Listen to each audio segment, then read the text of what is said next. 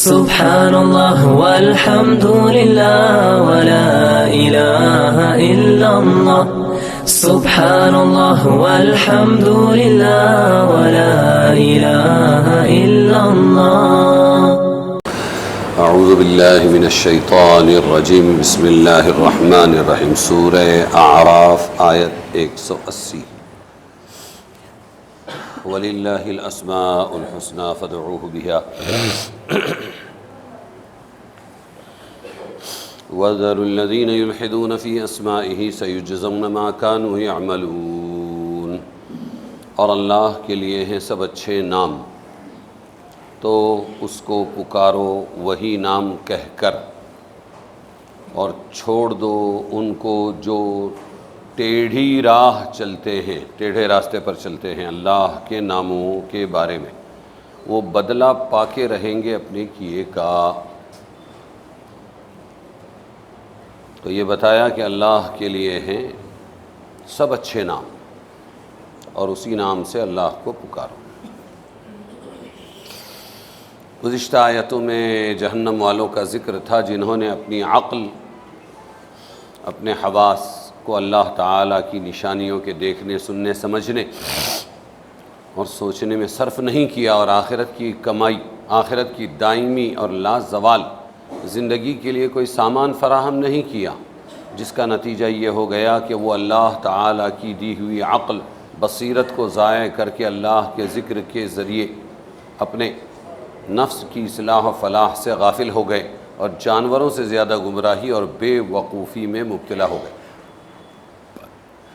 اس آیت میں ان کے مرض کا علاج اور درد کی دوا بتلائی گئی ہے. وَلِلَّهِ الْأَسْمَاءُ الْحُسْنَى. وہ اللہ تعالیٰ سے دعا اور ذکر اللہ کی کثرت ہے. علاج کیا ہے ان کی بیماریوں کا؟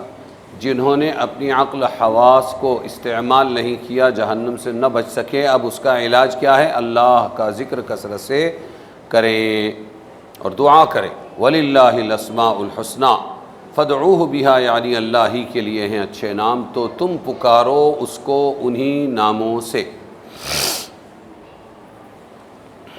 اسماء حسنہ کی تشریح کہ اسماء حسنہ ہے کیا چیز؟ اچھے نام سے مراد وہ نام ہیں جو صفات کمال کے اعلیٰ درجے پر دلالت کرنے والے ہیں. اور ظاہر ہے کہ کسی کمال کا اعلیٰ درجہ جس سے اوپر کوئی درجہ نہ ہو سکے وہ صرف خالق کائنات جل وعلا شانہ ہی کو حاصل ہے.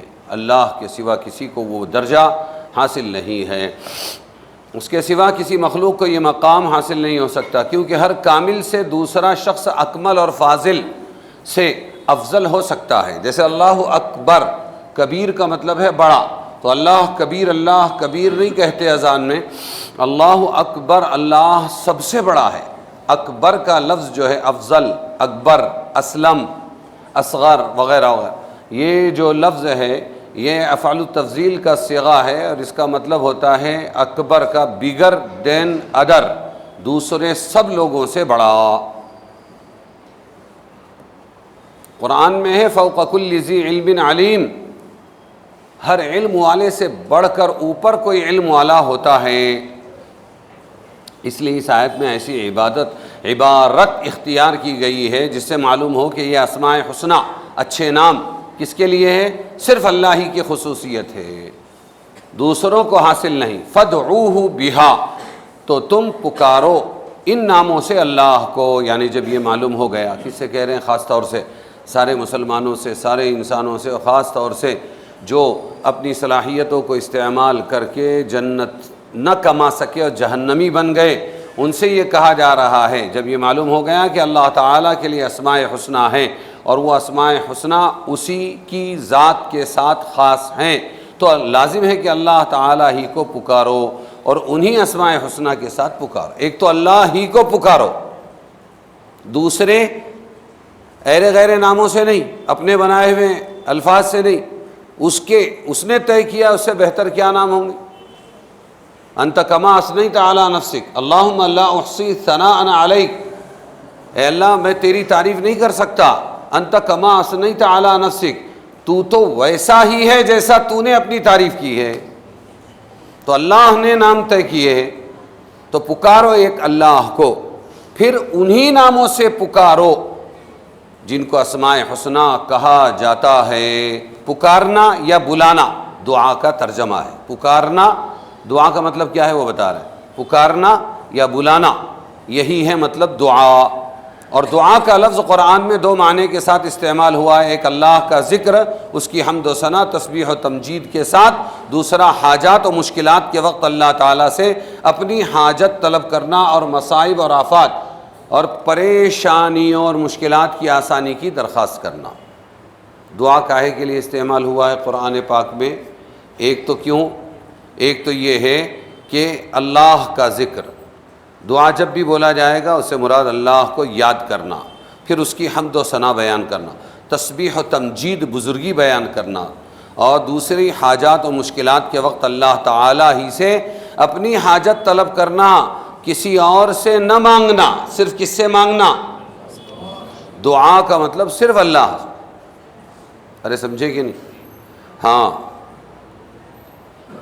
بہت سی چیزیں گھس گئی اللہ تبارک و تعالیٰ سے مانگنے کے بیچ میں. لی خمسۃ اطفی بہا شر الوباء الحاطمہ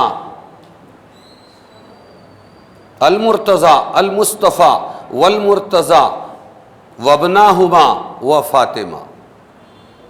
جب کالرا آتا ہے، پلیگ آتا ہے، تو اس وقت دروازوں پر شیطانی چیلے یہ لکھ کر جاتے ہیں، پنجتن کے 5 نعرے، ایک نعرہ غوث کا. ہاں، یہ اسی کا ترجمہ ہے. پکارو تو کس کو پکارو؟ تمہاری بلائیں اس سے دور ہو. نہیں، کسی سے بلا دور نہیں ہوتی. بلائیں مصیبتیں لانے والے اللہ ہیں اور لے جانے والے بھی کون ہیں؟ ہاں. تو لی خمسۃ اطفی بہا شر الوباء الحاطمہ المصطفیٰ والمرتضی وابناہما و فاطمہ کا مطلب کیا ہے؟ میرے لیے 5 کافی ہے. لی خمسۃ اطفی بہا، میں ان 5 کے ذریعے شر الوباء الحاطمہ، بہت بری بیماریوں کی آگ کو بجھا دوں گا. کس سے بجھاؤں گا؟ یہ 5 لوگوں سے. کون؟ مصطفیٰ، مرتضی علی، اور وابناہما حسن حسین، والفاطمہ اور فاطمہ.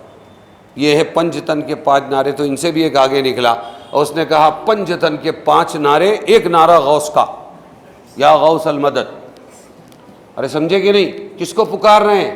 یہاں اللہ کہہ رہا ہے اللہ کے اسماء حسنی ہے، پکارو تو صرف کسی کو پکارو؟ اللہ ہی کو. یاد کرو تو صرف اللہ کو، ذکر کرو تو صرف اللہ کا، مدد مانگو تو صرف اللہ سے، تعریف کرو تو صرف اللہ کی. اور تم کہہ رہے ہو کہ میں بیماریوں اور بلاؤں مصیبتوں کی آگ کو ان پنجتن کے 5 لوگوں کے نام سے میں بجھا دوں گا. تو پھر یہ کیوں باقی نہیں رہے دنیا میں؟ بجھانے والے کیوں چلے گئے؟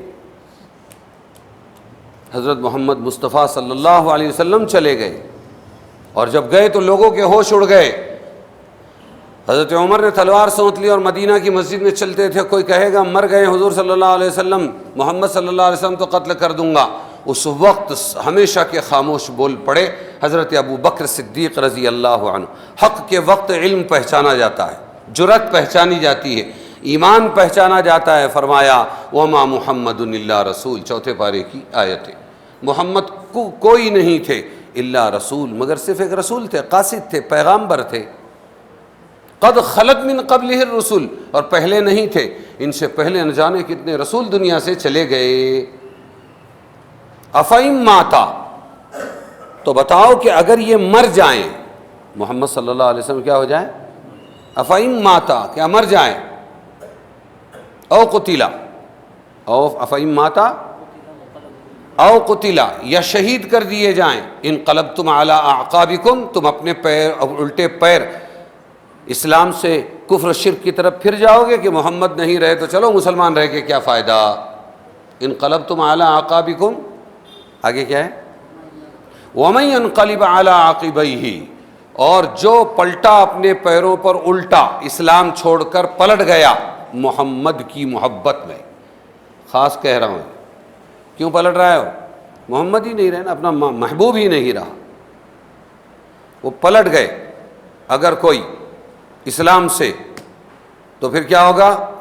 وَمَن يَنْقَلِبْ عَلَىٰ عَقِبَيْهِ فَلَن يَضُرَّ اللَّهَ شَيْئًا، تو اللہ کو ہرگز نقصان نہیں پہنچائے گا، وہ اپنا نقصان کرے گا۔ یہ ایمان ہے، ایمان۔ ہاں، یہ آیتیں جب پڑھی حضرت ابوبکر صدیق رضی اللہ عنہ نے تو غمگین مجمع میں جیسے ایک نئی توانائی پیدا ہو گئی، اور حضرت عمر فرماتے ہیں ایسا لگ رہا تھا کہ یہ آیتیں پہلے نہیں اتری، ابھی اتر رہی ہے۔ اسی درد کا درما بن کر، اسی درد کا درما بن کر، ان ٹوٹے دلوں کا دلاسا بن کر یہ، اور حقیقت کو بیان کرنے کے لیے ابھی موت ہوئی ہے حضور صلی اللہ علیہ وسلم، اور یہ آیتیں اتر رہی ہے۔ تب سمجھ میں آیا یہاں بھائی سب دنیا سے جانے والے۔ تو میں یہاں سے شروع ہوا تھا کہ اگر 5 میرے لیے کافی ہے تو خود کے لیے کافی کیوں نہیں ہوئے؟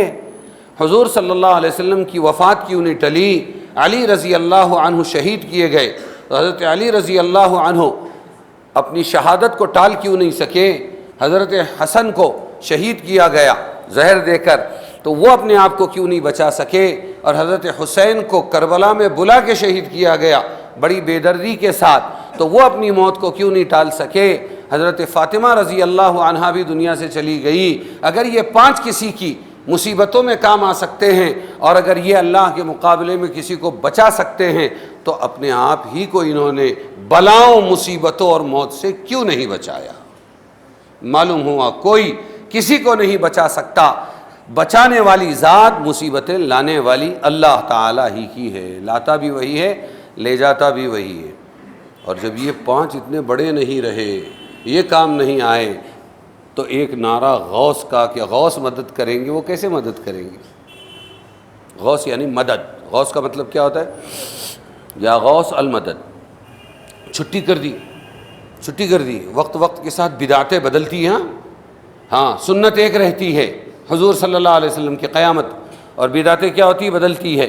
میں نے خود پڑھا ہے اسٹیگر آج سے 15 سال پہلے ایک جگہ، شاید انہوں نے کانفرنس کی تھی، یا اعلیٰ حضرت، یا اعلیٰ حضرت المدد۔ کون ہے اعلیٰ حضرت؟ احمد رضا خان صاحب نا، عالم تھے، انہوں نے ان کو وہاں تک پہنچا دیا۔ اب ان کی چھٹی ہو گئی، اب ان سے کہہ رہے ہیں المدد۔ تو کوئی کسی کو نہیں بچاتا، اور کسی کو پکارنا نہیں چاہیے۔ پکارنا صرف اللہ تبارک و تعالی کو ہے۔ اللہ کہہ رہے ہیں کہ فدعوہ بہا، اسماء حسنہ کے ذریعے صرف اللہ کو پکار، رسول کو بھی نہیں پکارنا ہے۔ بات سمجھے کہ نہیں سمجھے؟ ہاں، سب مخلوق، خالق صرف اکیلا اللہ تبارک و تعالی ہے۔ پکار بھی وہی سنتا ہے، اور مدد بھی وہی کرتا ہے، مصائب آفات سے نجات بھی وہی دیتا ہے، مشکلات کی آسانی کی درخواست بھی اسی سے کرنا ہے۔ مشکل کشا، حضرت علی کو لوگ کہتے ہیں مشکل کشا۔ کیا کہتے ہیں؟ ہاں، مشکل، اور کشا کا مطلب کشادن، کھولنا، مشکلوں کو کھولنے والے۔ جیسے ہمارے علاقے میں مراٹھی میں لکھا ہوا ہوتا ہے نا، ایک ننگا سا بیٹھا رہتا ہے اور لکھا ہوتا ہے بھیو نکوس می تجھے پاٹیشی आहे، पण पाठी कशाला, तू सामने समोर कशाला नाही, हाँ चढ़ जा सूली पर, वो फलाना भला करेगा, डुबकी तुम लगाओ दरिया में, कपड़े हम संभालेंगे पीछे। ये कौन सा तरीका हुआ? समोर समोर यायला पाहिजे ना, हाँ तो पाठीशी आहे, पीछे हैं, पण तू पाठीशी आहे काय करणार आहे, तुझ्यामध्ये काय ताकद आहे, मेला कशाला तू, आणि पाठीशी गेला कशाला? جی تو کوئی کسی کے کام نہیں آتا، کام آنے والی ذات تنے تنہا اللہ تبارک و تعالی کی ہے۔ کس کی ذات ہے؟ ہاں، نبی کی ذات بھی کام نہیں آئے گی، کام صرف اللہ کی ذات آئے گی۔ نبی کی تعظیم اس لیے ہے کہ اللہ نے حکم دیا ہے کہ تعظیم کرو، ہے نا، ہاں قل اطیعوا اللہ و اطیعوا الرسول۔ ہاں مولانا ولی صاحب جی، بات سمجھے؟ فدعوہ بہا، تو اسماء حسنہ، اسماء حسنہ ہے اللہ کے، یہ لفظ لا کر دونوں معنی کو شامل ہے، یہ بتا دیا۔ آیت کے معنی یہ ہوئے کہ حمد و ثنا اور تسبیح کے لائق بھی صرف اسی کی ذات ہے، اللہ کی، اور مشکلات اور مصائب سے نجات اور حاجت روائی بھی صرف اسی کے قبضے میں ہے۔ اس لیے حمد و ثنا کرو تو اسی کی کرو، اور حاجت روائی، مشکل کشائی کے لیے پکارو تو صرف کس کو پکارو؟ اللہ کو پکارو۔ مولانا محمد علی جوہر کے بہت بہترین اشعار ہیں، اس میں جیل میں لکھے تھے انہوں نے، تم یوں ہی وہ انگریز کو خطاب کیا تھا، تم یہی سمجھنا کہ فنا میرے لیے ہے پر غیب سے سامان بقا میرے لیے ہے، اور توحید تو یہ ہے کہ خدا حشر میں کہہ دے یہ بندہ دو عالم سے خفا میرے لیے ہے۔ بہت سے لوگ ناراض ہو جائیں گے جب توحید کی بات کرو گے، بہت سے لوگ ناراض ہو جائیں گے، لیکن توحید ہی اصل ہے اور توحید کے سوا کچھ نہیں ہے، ایمان توحید ہی ہے جی۔ اور پکارنے کا طریقہ بھی بتلا دیا کہ انہی اسماء حسنہ کے ساتھ پکارو جو اللہ تعالیٰ کے لیے ثابت ہے۔ بات سمجھ میں آئی؟ دعا، پکارنا اللہ، ذکر کرنا، تسبیح و تحمید بیان کرنا، اور مصیبتوں میں اسی کو پکارنا۔ دعا کے بعض آداب ہیں، دعا کے کیا ہے؟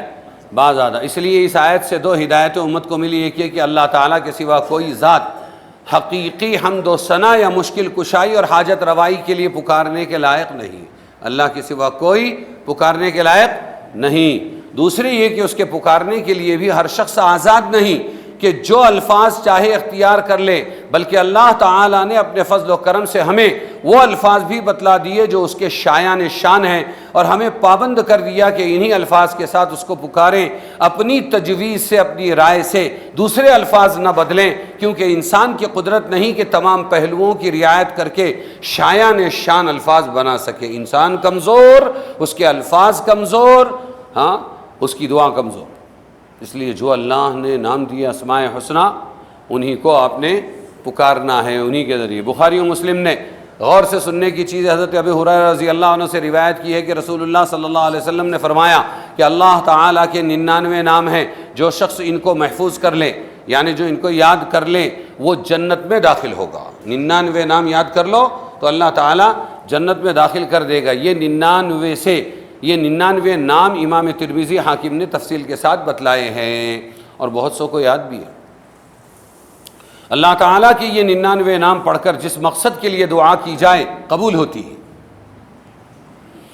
اللہ تعالیٰ کا وعدہ ہے ادعونی استجب لکم، مجھے پکارو میں تمہاری دعا قبول کروں گا، تمہاری دعائیں قبول کروں گا۔ حاجات و مشکلات کے لیے دعا سے بڑھ کر کوئی تدبیر ایسی نہیں جس میں کسی ضرر کا خطرہ نہ ہو۔ ہر تدبیر میں کوئی نہ کوئی خطرہ ہے، ایک دعا ایسی چیز ہے جس میں کوئی خطرہ نہیں، کیونکہ تم ڈائریکٹ اللہ سے مانگ رہے ہو۔ ہاں، اور نفع یقینی ہو، نفع دوسری کسی بھی لائن میں یقینی نہیں ہے، لیکن اللہ سے دعا مانگنے میں نفع یقینی ہے۔ ارے سمجھے کہ نہیں؟ اپنی حاجات کے لیے اللہ سے دعا کرنے میں کسی نقصان کا تو کوئی احتمال ہی نہیں، اور ایک نفع نقد یہ ہے کہ دعا ایک عبادت ہے۔ دعا کیا ہے؟ اللہ نے آپ کو عبادت کی توفیق، اس کا ثواب اس کے نامہ اعمال میں لکھا جاتا ہے۔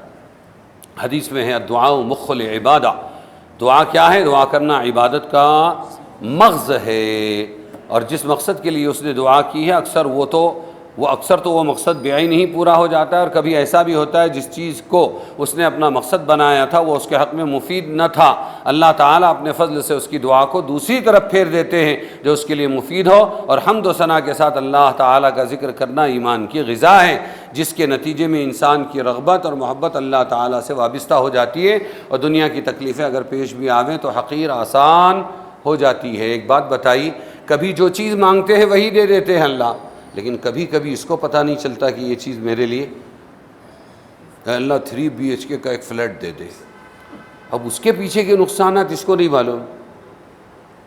اے اللہ فلانیاں سے میرا نکاح کرا دے، اب اس کو پتہ نہیں ہے کہ وہ بیگم بننے والی ہے یا بیغم بن کر سارے غم اس پہ ڈالنے والی ہے، اس لیے اللہ نے پھیر دیا، اور اس کے بدلے میں دوسری نعمت دے دیتا ہے، دعا ضرور قبول کرتا ہے۔ ارے سمجھے کہ نہیں؟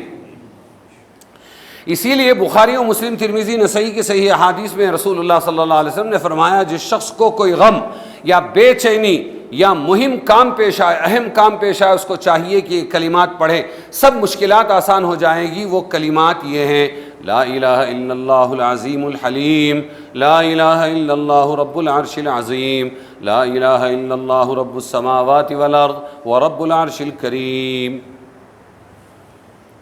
اور مستدرک حاکم میں بروایت انس رضی اللہ عنہ مذکور ہے کہ رسول اللہ صلی اللہ علیہ وسلم نے حضرت فاطمہ زہرا سے، زہرا نہیں ہے یہ، ہاں عام لوگوں نے اپنی زبان پر زہرا جی فاطمہ زہرا رضی اللہ عنہا سے فرمایا کہ تمہارے لیے اس سے باپ اپنے بیٹی کو سمجھا رہا ہے، ہاں نبی ہیں، تمہارے لیے اس سے کیا چیز مانع ہے کہ تم میری وصیت کو سن لو. باپ بیٹی کو وصیت کر رہا ہے اور اس پر عمل کیا کرو. وہ وصیت یہ ہے کہ صبح شام یہ دعا کر لیا کرو، یا حی یا قیوم برحمتک استغیث اصلح لی شأنی کلہ ولا تکلنی الی نفسی طرفۃ عین. ترجمہ کسی موقع پر یہ دعا بھی تمام حاجات و مشکلات کے لیے بے نظیر ہے. خلاصہ یہ کہ آیت مذکورہ کے اس جملے میں 2 ہدایتیں امت کو دی گئی. یاد رکھنا چاہیے، بار بار اس لیے پڑھا جاتا ہے کہ پوری تفصیل آپ یاد نہیں رکھ سکتے، کم سے کم خلاصہ کیا تھا وہ تو کم سے کم یاد رہنا چاہیے نا. جی ایک یہ کہ حمد و ثنا مشکلات و حاجات کے لیے صرف اللہ تعالیٰ کو پکارو، مخلوقات کو نہیں. کس کو پکارو؟ صرف ہاں حاجتوں کے لیے اور مصیبتوں میں بھی صرف اللہ کو پکارو. دوسرے یہ کہ اسی کو اپنے انہی ناموں سے پکارو جو اللہ تعالیٰ کے لیے ثابت ہے، الفاظ نہ بدلو. ارے سمجھے کہ نہیں؟ انہی ناموں سے پکارنا ہے جو اللہ کے نام ہے. آیت کے اگلے جملے میں اسی کے متعلق ہے وَذَرُوا الَّذِينَ يُلْحِدُونَ فِي أَسْمَائِهِ سَيُجْزَوْنَ مَا كَانُوا يَعْمَلُونَ. یعنی چھوڑیے ان لوگوں کو جو اللہ تعالیٰ کے اسماء حسنہ میں الحاد یعنی کج روی کرتے ہیں. الحاد ٹیڑھا پن، کج روی ٹیڑھا پن، ناموں میں اللہ کے ٹیڑھا پن نکالتے ہیں. جی ان کو ان کی کجروی کا بدلہ مل جائے گا. الحاد کے معنی لغت میں میلان، درمیانی راہ سے ہٹ جانے کے آتے ہیں. میلان ایسا بازو کو ہو جانا، یہ ہے الحاد. اور سیدھا راستہ چھوڑ کر ٹیڑھی راہوں پر چل پڑنا، اس کو کہتے ہیں کجروی، الحاد. اسی لیے قبر کی لحد کو لحد کہا جاتا ہے کیونکہ وہ درمیان سے ہٹی ہوئی ہوتی ہے. یوں قبر ہے، سمجھ میں آیا، اور پھر ایسا اندر ایک کھانچا نکالتے جس میں برگے لگاتے اوپر سے، لیکن لاش کو ایسا قبلے کی طرف منہ کر کے اندر گھسیڑنے کی کوشش کرتے ہیں. اس کو کہتے ہیں لحد. اے لحد اپنی مٹی سے کہہ دے داغ لگنے نہ پائے کفن کو، آج ہی ہم نے بدلے ہیں کپڑے، آج ہی ہم نہائے ہوئے ہیں. تو یہ ہے لحد، الحاد سے ہے کیونکہ وہ ٹیڑھا ہوتا ہے کھڈا، ایسا جا کر یوں ہوتا ہے. اور الحاد کا مطلب ٹیڑھا پن ہے. سمجھ میں آیا؟ کیونکہ وہ درمیان. اچھا قرآن کریم میں لفظ الحاد قرآن کریم کے صحیح معانی کو چھوڑ کر ادھر ادھر کی تعویل و تحریف کرنے کے معنی میں بولا جاتا ہے. اس آیت میں رسول صلی اللہ علیہ وسلم کو ہدایت دی گئی کہ آپ ایسے لوگوں سے تعلق بھی چھوڑ دیں جو اللہ تعالیٰ کے اسماء حسنہ میں الحاد یعنی تحریف، کجروی، ٹیڑھے پن سے کام لیتے ہیں. ان کو سدھارنے کی کوشش نہ کریں، ہاں وہ سدھریں گے نہیں. اسماء الہیہ میں کجروی کی ممانعت، اس کی مختلف صورتیں. اب اللہ کے جو نام ہیں اس میں تحریف یا کجروی کی کئی صورتیں ہو سکتی ہیں، وہ سب اس آیت کے مضمون میں داخل ہیں. اول یہ کہ اللہ تعالیٰ کے لیے وہ نام استعمال کیا جائے قرآن حدیث میں اللہ تعالیٰ کے لیے ثابت نہیں ہے. جو نام اللہ کے لیے قرآن و حدیث میں ثابت نہیں، وہ نام سے اللہ کو پکار رہے ہیں، یہ ہے ٹیڑھا پن. اسماء حسنہ میں یہ ٹیڑھا پن. علماء حق کا اتفاق ہے کہ اللہ تعالیٰ کے نام و صفات میں کسی کو یہ اختیار نہیں کہ جو چاہے نام رکھ دے یا جس صفت کے ساتھ چاہے اس کی حمد و ثنا کرے، بلکہ صرف وہی الفاظ ہونا ضروری ہے جو قرآن و سنت میں اللہ تعالیٰ کے لیے بطور نام یا صفت کے ذکر کیے گئے ہیں. مثلا اللہ تعالیٰ کو کریم کہہ سکتے ہیں. کیا کہہ سکتے ہیں؟ سخی نہیں کہہ سکتے. اللہ کو، یہ سمجھنے کی چیز ہے، یہ اللہ کو کریم کہہ سکتے ہیں لیکن سخی نہیں کہہ سکتے. ہاں نور کہہ سکتے ہیں اللہ کو، اللہ نور السماوات والارض. ابیض نہیں کہہ سکتے. ابیض یعنی سفید، وہ بھی سفید یہ بھی سفید، لیکن ابیض نہیں کہہ سکتے. اچھا شافی کہہ سکتے ہیں، طبیب نہیں کہہ سکتے. شفا دینے والا یہ تو کہہ سکتے ہیں، لیکن طبیب وہ بھی شفا والا ہوتا ہے نا، نہیں کہہ سکتے کیونکہ یہ دوسرے الفاظ منقول نہیں ہیں قرآن اور حدیث میں، اگرچہ انہی الفاظ کے ہم معنی وہ دوسرے الفاظ ہے. یہاں ایک بات اور کہوں گا، خدا نہ قرآن میں ہے نہ حدیث میں ہے. خدا حافظ. آج کے کورٹ کے اندر پہلے قرآن پہ ہاتھ رکھواتے تھے، آج قرآن میں کہو، ناظر بولتا ہے کہو خدا قسم سچ بولوں گا، کہو خدا قسم سچ بولوں گا.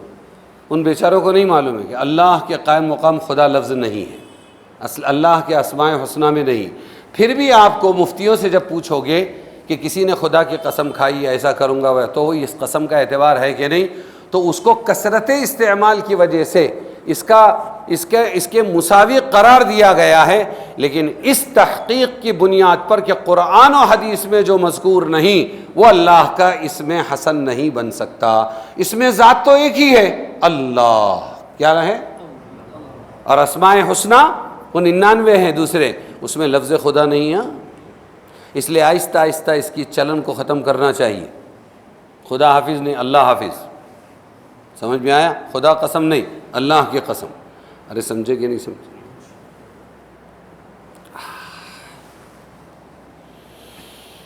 جی دوسری صورت الحاد فی الاسماء کی، ایک تو کیا بتایا، جو قرآن اور حدیث میں نہیں ہے وہ لفظ وہ نام اللہ کے لیے بولنا اور اللہ کو پکارنا، جیسے میں نے لفظ خدا بتایا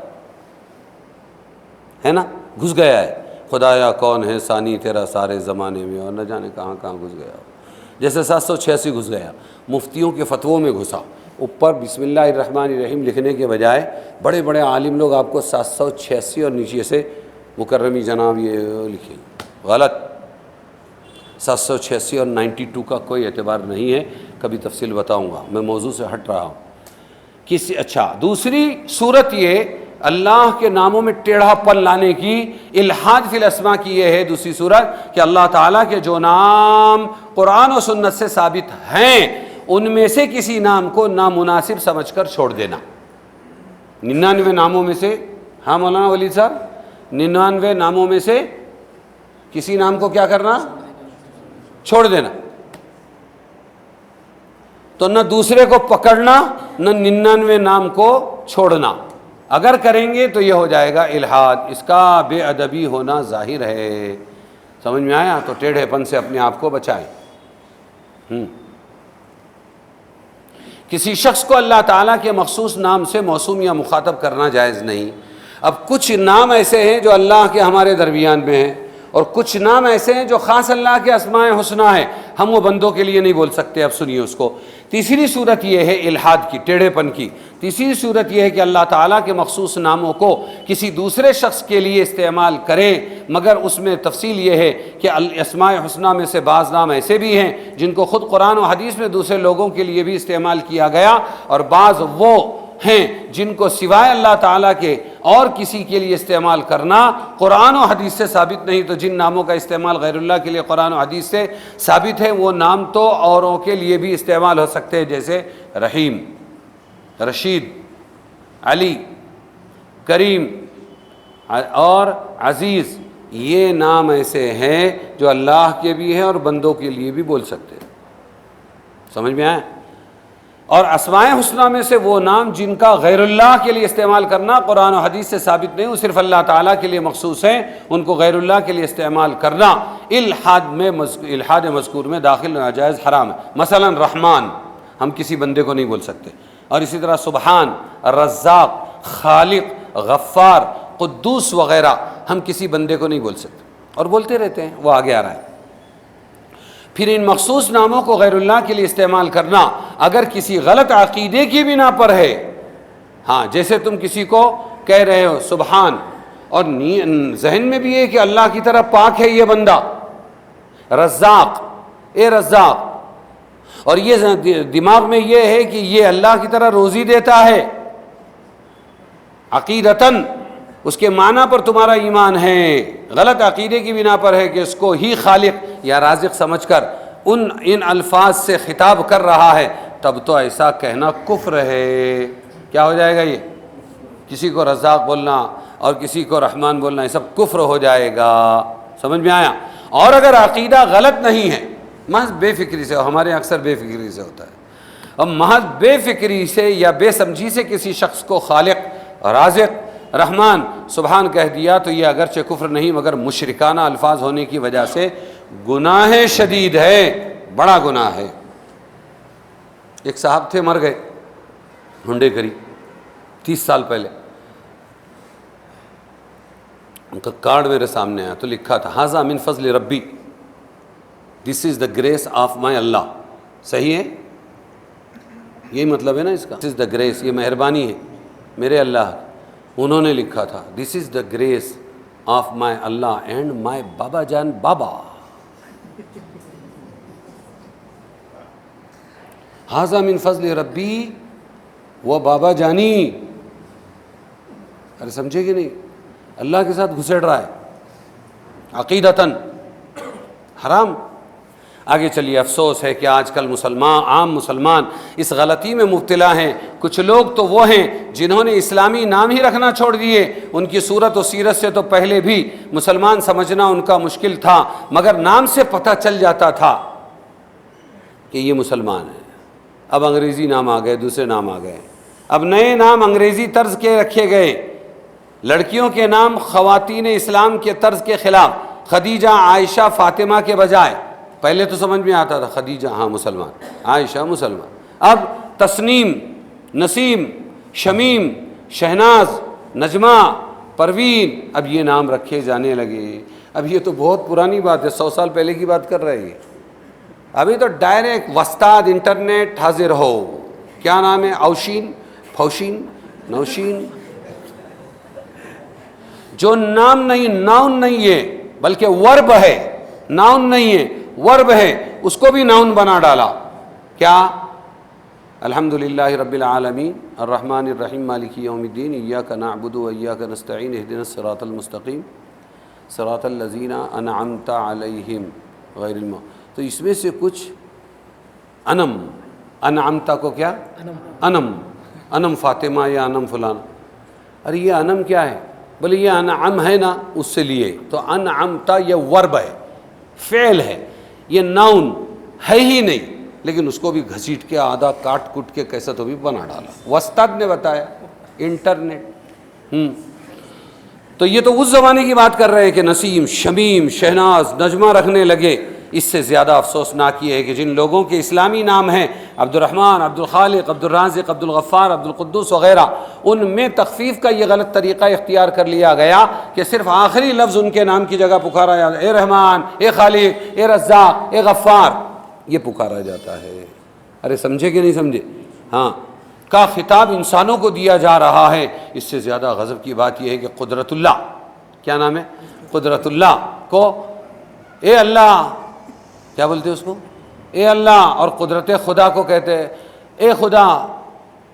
آدھا آدھا کاٹنے کی عادت پڑ گئی نا. ہاں، نام سے پکارا جاتا ہے. یہ سب ناجائز حرام گناہ کبیرہ ہے. جتنی مرتبہ یہ لفظ پکارا جاتا ہے اتنی ہی مرتبہ گناہ کبیرہ کا ارتکاب ہوتا ہے، اور سننے والا بھی گناہ سے خالی نہیں رہتا. یہ گناہ بے لذت اور بے فائدہ ایسا ہے جس کو ہمارے ہزاروں بھائی اپنے رات دن کا مشغلہ بنائے ہوئے ہیں، اور کوئی فکر نہیں کرتے کہ اس ذرا سی حرکت کا انجام کتنا خطرناک ہے، جس کی طرف یہ آیت مذکورہ کے آخری جملے میں تنبیہ فرمائی سَيُجْزَوْنَ مَا كَانُوا يَعْمَلُونَ، یعنی ان کو ان کے ٹیڑھے پن کا بدلہ دیا جائے گا. جو غلط نام پکارتے ہیں نا، ہاں، اس کا بدلہ دیا جائے گا، سزا ہوگی. جن گناہوں میں کوئی دنیاوی فائدہ یا لذت اور راحت ہے، ان میں تو کوئی کہنے والا کہہ بھی سکتا ہے کہ میں اپنی خواہش یا ضرورت سے مجبور ہو گیا.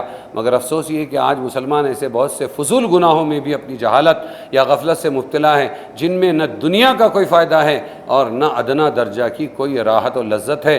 وجہ یہ ہے کہ حلال و حرام، جائز ناجائز کی طرف دھیان نہیں رہا.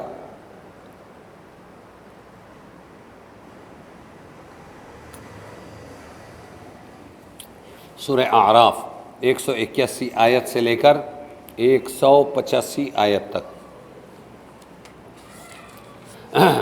وَمِمَّنْ خَلَقْنَا أُمَّةٌ يَهْدُونَ بِالْحَقِّ وَبِهِ يَعْدِلُونَ وَالَّذِينَ كَذَّبُوا بِآيَاتِنَا سَنَسْتَدْرِجُهُم مِّنْ حَيْثُ لَا يَعْلَمُونَ وَأُمْلِي لَهُمْ إِنَّ كَيْدِي مَتِينٌ أَوَلَمْ يَتَفَكَّرُوا مَا بِصَاحِبِهِم مِّن جِنَّةٍ إِنْ هُوَ إِلَّا نَذِيرٌ مُّبِينٌ أَوَلَمْ يَنظُرُوا فِي مَلَكُوتِ السَّمَاوَاتِ وَالْأَرْضِ وَمَا خَلَقَ اللَّهُ مِن شَيْءٍ وَأَنَّ عَسَىٰ أَن يَكُونَ قَدِ اقْتَرَبَ أَجَلُهُمْ فَبِأَيِّ حَدِيثٍ بَعْدَهُ يُؤْمِنُونَ. اور ان لوگوں میں کہ جن کو ہم نے پیدا کیا ہے ایک جماعت ہے کہ راہ بتلاتے ہیں سچی اور اسی کے موافق انصاف کرتے ہیں، اور جنہوں نے جھٹلایا ہماری آیتوں کو ہم ان کو آہستہ آہستہ پکڑیں گے ایسی جگہ سے جہاں سے ان کو خبر بھی نہ ہوگی، اور میں ان کو ڈھیل دوں گا. بے شک میرا داؤ پکا ہے کیا انہوں نے دھیان نہیں کیا کہ ان کے رفیق کو کچھ بھی جنون نہیں، یعنی محمد صلی اللہ علیہ وسلم پاگل نہیں ہیں، وہ تو ڈرانے والے ہیں صاف۔ کیا انہوں نے نظر نہیں کی سلطنت میں آسمان اور زمین کے اور جو کچھ پیدا کیا ہے اللہ نے ہر چیز سے، اور اس میں کہ شاید قریب آ گیا ہو ان کا وعدہ، تو اس کے پیچھے کس بات پر ایمان لائیں گے؟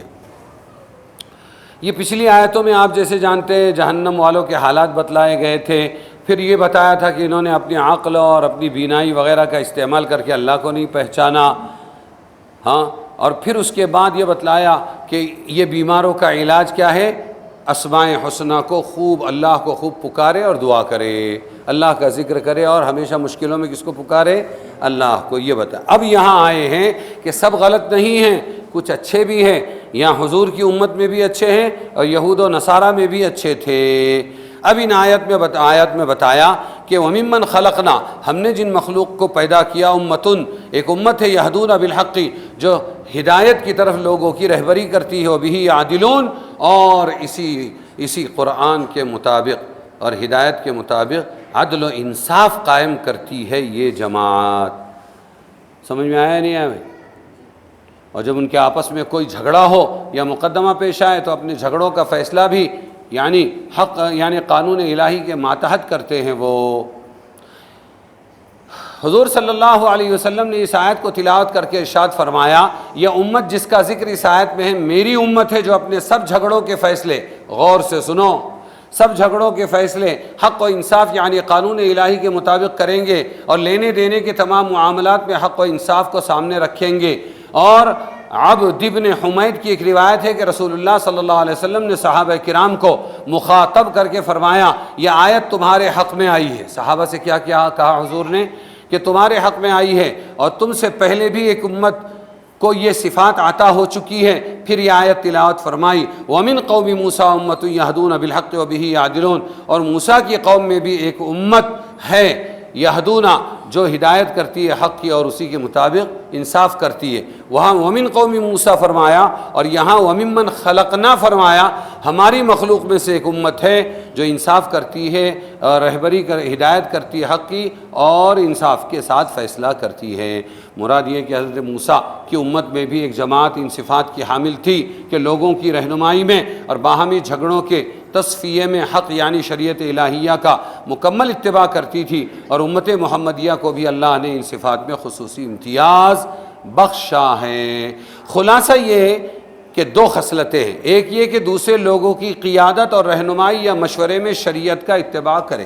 اس آیت میں کیا بتلایا؟ وَمِمَّنْ خَلَقْنَا أُمَّةً يَهْدُونَ بِالْحَقِّ وَبِهِ يَعْدِلُونَ، کہ دو خصلتیں ہیں، ایک امت ایسی میں نے پیدا کی ہے، ایک تو کیا ہے کہ دوسرے لوگوں کی قیادت، رہنمائی یا مشورے میں شریعت کا اتباع کریں، اور دوسرے یہ کہ اگر کوئی جھگڑا آپس میں پیش آ جائے تو اس کا فیصلہ شریعت کے قانون کے مطابق۔ غور کیا جائے تو یہی دو صفتیں ہیں جو کسی قوم اور جماعت کی خیر اور خوبی اور فلاح دنیا و آخرت کی ضامن ہو سکتی ہے۔ یعنی کوئی بھی قوم کامیاب کیسے ہوگی؟ یہ دو صفات سے کامیاب ہو۔ وہ بچہ کیا کر رہا ہے؟ دیکھو نیچے منڈی کر، سیدھا ہو، ادھر دیکھو جی، بات سمجھے؟ کوئی بھی قوم کامیاب ہوگی، خیر و خوبی فلاح دنیا آخرت کی ضامن ہو سکتی ہے، صلح و جنگ، دوستی عداوت کی ہر حالت میں، دیکھو صلح ہو آپس میں یا جنگ ہو، ان کا نصب العین حق اور انصاف ہونا چاہیے۔ دوستی میں بھی انصاف، اور اگر دشمنی ہو وہاں بھی انصاف، اپنے دوستوں رفیقوں کو جو طریقہ کار بتلائیں اس میں بھی حق کا اتباع ہو، اور دشمنوں حریفوں کے جھگڑوں میں بھی حق کے آگے اپنے سارے خیالات و خواہشات کو ترک کر دیں، جس کا خلاصہ ہے حق پرستی۔ دشمن کو بھی غلط رائے نہ دے۔ سمجھ میں آیا؟ امت محمدیہ کی دوسری تمام امتوں پر فضیلت اور فوقیت کا راز اور ان کا طغرائے امتیاز یہی حق پرستی ہے۔ انہوں نے اپنی پوری زندگی کو حق کے تابع بنایا، جس جماعت یا پارٹی کی قیادت اور رہنمائی کی وہ بھی خالص اللہ کے حق کے تقاضوں کے مطابق، اپنی ذاتی خواہشات، خاندانی یا قومی رسوم کو اس میں مطلق دخل نہیں دیا، باہمی جھگڑے میں بھی ہمیشہ حق کے سامنے گردن جھکا دی۔ صحابہ تابعین کی پوری تاریخ اس کی آئینہ دار ہے، اور جب سے اس امت میں یہ دو خصلتوں کے اندر خلل و نقصان آیا، اسی وقت سے اس کا تنزل اور انحطاط شروع ہو گیا، حق کو چھوڑنے کی وجہ سے۔ نہایت رنج و افسوس کا مقام ہے کہ آج یہی حق پرست امت خالص ہوا پرست بن کر رہ گئی. ہوا کہتے ہیں خواہشات کو. حق پرستی سے کہاں آ گئے ہم؟ ہوا پرستی، یعنی خواہشات کے پیچھے چلنے لگے. اس کی پارٹیاں جماعتیں بنتی ہیں تو وہ بھی خالص نفسانی اغراض اور دنیا کی حقیر و ذلیل منفعت کی بنیادوں پر بنتی ہیں. ایک دوسرے کو جن امور کی پابندی کی طرف دعوت دی جاتی ہے وہ بھی خالص اہوائے نفسانی یا خاندانی رسوم ہوتی ہے. کوئی ان کے خلاف کرنے لگے تو سب اس کا مقابلہ کرنے کو تیار، لیکن حق و شریعت کے مطابق چلنے کا کہیں نہ معاہدہ ہوتا ہے اور نہ کوئی اس کی پیروی کرنے کے لیے کسی کو کہتا ہے، نہ اس کے خلاف ورزی کرنے سے کسی کی پیشانی پر بل آتا ہے. اسی طرح باہمی جھگڑوں اور آپس کے جھگڑے والے مقدمات جو دنیا کے چند روزہ موہوم نفع کی خاطر اللہ کے قانون کو چھوڑ کر طاغوتی قوانین کے ذریعے فیصلہ کرانے پر راضی ہے. اسی کا یہ انجام بد ہے کہ جو ہر جگہ ہر ملک میں مشاہدے میں آ رہا ہے. یہ امت ہر جگہ ذلیل و خوار نظر آتی ہے الا ماشاء اللہ. انہوں نے حق سے منہ موڑا، حق نے ان کی نصرت اور مدد سے منہ موڑ لیا. حق پرستی کے بجائے ہوا پرستی اختیار کر کے شخصی طور پر کسی فرد کو جو دنیاوی منافع مل گئے وہ اس پر مگن ہیں، مگر پوری قوم و ملت کی تباہی جو اس کا لازمی نتیجہ ہے اس کا کوئی دیکھنے والا سننے والا نہیں ہے. اگر پوری امت کی فلاح و ترقی پیش نظر ہو تو اس کے سوا کوئی راستہ نہیں ہے کہ قرآنی اصول کو مضبوطی سے پکڑا جائے، خود بھی عمل کیا جائے، دوسروں کو پابند بنایا جائے. کیا؟ ہر معاملے میں حق پر چلنا، فیصلہ حق کے مطابق کرنا اور دوسروں کی رہبری کرتے رہنا.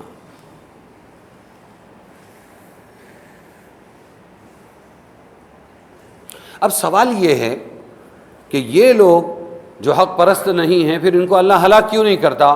تو ان آیتوں میں اس کا بھی جواب دے دیا اللہ نے آگے. والذین کذبوا بآیاتنا سنستدرجهم من حیث لا یعلمون، یعنی ہم اپنی آیات کو جھٹلانے والوں کو اپنی حکمت اور رحمت کی بنا پر دفعتاً نہیں پکڑتے. یہ بہت اہم مضمون ہے. دفعتاً نہیں پکڑتے، اچانک پکڑ کے مار ڈالا، بلکہ آہستہ آہستہ تدریجاً اسٹیپ بائی اسٹیپ پکڑتے ہیں جس کی ان کو خبر بھی نہیں ہوتی، جس کی ان کو. اس لیے دنیا میں کفار و فجار کی مالداری یا عزت و جاہ سے دھوکہ یا ان کی حکومتوں کی وجہ سے دھوکہ نہ کھایا جائے، کیونکہ وہ در حقیقت ان کے لیے کوئی بھلائی کا سامان نہیں بلکہ اللہ تعالیٰ کی طرف سے استدراج ہے. سنو یہ لفظ استدراج. تمہارے پیچھے اثر ہو گیا، دیکھو ادھر دیکھو نا میرے کو، آپ بھی جی ہوتا ہے نا، اثر ہوتا ہے. خربوزے کو دیکھ کے خربوزہ رنگ بدلتا ہے، ہوتا ہے، اس لیے چوکن نہ رہے. ہاں استدراج. کیا؟ یہ جو اللہ آہستہ آہستہ پکڑتے ہیں دشمن کو، استدراج. استدراج کے معنی درجہ بدرجہ، آہستہ آہستہ، اسٹیپ بائی اسٹیپ کوئی کام کرنے کے آتے ہیں. اصطلاح قرآن و حدیث میں استدراج اس کو کہا جاتا ہے کہ بندے کے گناہ پر دنیا میں کوئی تکلیف و مصیبت نہ آئے بلکہ وہ گناہ میں آگے بڑھتا جائے، دنیاوی مال و اسباب اور بڑھتے جائیں، جس کا انجام یہ ہوتا ہے کہ اس کو اپنی بد کرداری پر کسی وقت تنبیہ نہیں ہوتی اور غفلت سے آنکھ نہیں کھلتی اور اپنے برے اعمال اس کو برے نظر نہیں آتے کہ وہ ان سے باز آنے کی فکر کرے. انسان کی یہ حالت اس مریض لا علاج کے مشابہ ہے جو بیماری ہی کو شفا اور زہر ہی کو تریاق سمجھ کر استعمال کرنے لگے، جس کا نتیجہ ہوتا ہے کہ کبھی تو دنیا ہی میں یہ شخص دفعتاً عذاب میں پکڑ لیا جاتا ہے اور کبھی موت تک یہ سلسلہ چلتا رہتا ہے. بالآخر موت ہی اس کی مستی اور بے ہوشی کا خاتمہ کرتی ہے اور دائمی عذاب اس کا ٹھکانہ بن جاتا ہے. قرآن کریم نے مختلف صورتوں میں استدراج کا ذکر کیا ہے. ارشاد ہے فلما نسو، جب بھول گئے وہ لوگ، ما ذکروا بہی، اس چیز کو، اس آسمانی ہدایت کو جس سے ان کو نصیحت کی گئی، فتحنا علیہم ابواب السماء ابواب کل شیء. تو اب ہم نے کیا کیا؟ ان کو عذاب نہیں دیا، پکڑا نہیں، ہم نے کھول دیا. ہم نے ان پر ہر چیز کے دروازے کھول دیے. عورتیں، سامان، کپڑے، زمین جائیداد، روپیے پیسے، راحتیں، صحتیں وغیرہ، ہر چیز کے دروازے کھول دیے. وہاں اچھا حتیٰ اذا فرحوا، یہاں تک کہ جب وہ خوش ہو گئے. کیا ہو گئے وہ؟ ہاں، پتنگ کو ڈھیل مل گئی.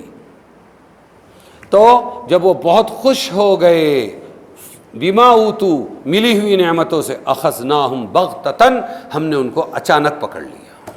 ہم نے کیا کر دیا ان کو؟ یہ ہے استدراج، ڈھیل دینا جی۔ فَإِذَا هُمْ مُبْلِسُونَ، تو پھر کیا ہو گیا کہ وہ اچانک نا امید ہو کر رہ گئے۔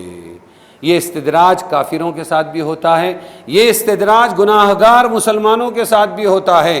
اسی لیے صحابہ سلف صالحین کو جب کبھی دنیا کی نعمت دولت اللہ نے عطا فرمائی تو غلبہ خوف کی وجہ سے استدراج سے ڈرا کرتے تھے، اے اللہ کہیں دنیا ہی میں دے کر تو نہیں ٹرخا رہا ہے، ہم تو بڑے گناہگار ہیں، کہیں دنیا کی دولت ہمارے لیے استدراج نہ ہو۔ ارے سمجھے، وَأُمْلِي لَهُمْ إِنَّ كَيْدِي مَتِينٌ، اور یعنی ان گناہگاروں کو مہلت دیتا رہتا ہوں، یہ میری بڑی مضبوط تدبیر ہے، یہ وہی استدراج۔ پھر اللہ تعالیٰ نے آگے فرمایا اولم یتفکروا ما بصاحبہم من جنہ، کیا یہ غور نہیں کرتے کہ کوئی جنات بنات تھوڑی لگا حضرت محمد مصطفیٰ صلی اللہ علیہ وسلم کو، بلکہ یہ تو اللہ کی طرف سے ڈرانے والے، اپنی تھوڑی کہتے ہیں، ان کو غور کرنا چاہیے۔ پھر اللہ تعالیٰ نے فرمایا آسمان و زمین کی حکومتوں میں غور کرو نا، کہ اللہ تعالیٰ کی یہ مصنوعات اللہ کے سوا کون بنا سکتا ہے۔ اور اپنی مدت عمر میں غور و فکر کا نتیجہ یہ ہوتا ہے، جب انسان یہ سمجھ لے کہ موت کا وقت معلوم نہیں کب آ جائے گی، تو ضروری کاموں کے پورا کرنے میں غفلت سے باز آ جاتا ہے اور مستعدی سے کام کرنے لگتا ہے۔ موت سے غفلت ہی انسان کو تمام خرافات اور جرائم میں مبتلا رکھتی ہے، کیونکہ موت سے غافل ہے، اور موت کا استحضار کہ مجھے مرنا ہے، ایک دن مرنا ہے، آخر موت ہے، کر لے جو کرنا ہے، آخر موت ہے۔ موت کا استحضار، اس کو حاضر سمجھنا، وہ چیز ہے جو انسان کو بہت سے گناہوں سے بچنے پر آمادہ کر دیتا ہے۔ اسی لیے حضور نے فرمایا اکثرو ذکر حازم اللذات الموت، لذتوں کو ختم کر دینے والی چیز کو اکثر یاد کیا کرو، اور وہ موت ہے۔ لذتوں کو ختم کر دینے والی، سب لذتوں کو ختم کر دینے والی ہے۔ سمجھ میں آیا؟ اللہ تبارک و تعالی آخر میں اللہ فرماتے ہیں فَبِأَيِّ حَدِيثٍ بَعْدَهُ يُؤْمِنُونَ، ارے اس پر ایمان نہیں لائیں گے تو کس پر ایمان لائیں گے؟